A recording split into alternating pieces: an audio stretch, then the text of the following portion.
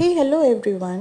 আজকে চিকেনের প্রিপারেশন নিচ্ছি। চিকেন আনা হয়েছে বাড়িতে। ফার্স্টে পেঁয়াজ রসুন আদার একটা পেস্ট করব। এই যে দেখো, ড্রাই খোলায় আমি একটা মশলা তৈরি করছি শুকনো লঙ্কা এলাচ দিয়ে।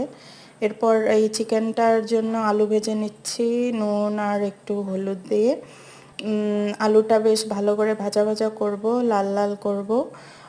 ভাজা হয়ে গেলে আলুটা আর একটু তেল দিয়ে একটু জিরে ফোড়ন তেজপাতা ফোড়ন দিয়ে দিলাম তেলে। এরপর আমি কাঁচা পেঁয়াজ কুচিগুলো দিয়ে দিচ্ছি, একটু লাল লাল করে ভাজা ভাজা করব। পেঁয়াজটা কতটা ইম্পর্ট্যান্ট চিকেনের জন্য, তাই না? যে কোনো মাংসেই পেঁয়াজ দেওয়াটা খুব ইম্পর্ট্যান্ট। এই যে ড্রাই মশলাটা, যেটা আমি ড্রাই রোস্ট করেছিলাম, এটার সাথে আমি একটু ধনে আর লঙ্কার গুঁড়ো দিয়েছি একটু ঝাল ঝাল বানানোর জন্য। একটু নুন হলুদ দিয়ে দিলাম চিকেনটা ছাড়ার পর। এবার এটাকে কষাবো তেলের মধ্যে। ভালো করে চিকেনটা কষাতে হবে যেন টেক্সচারটা আসে, ভালো সেদ্ধ হয়ে যায় ভেতরটা।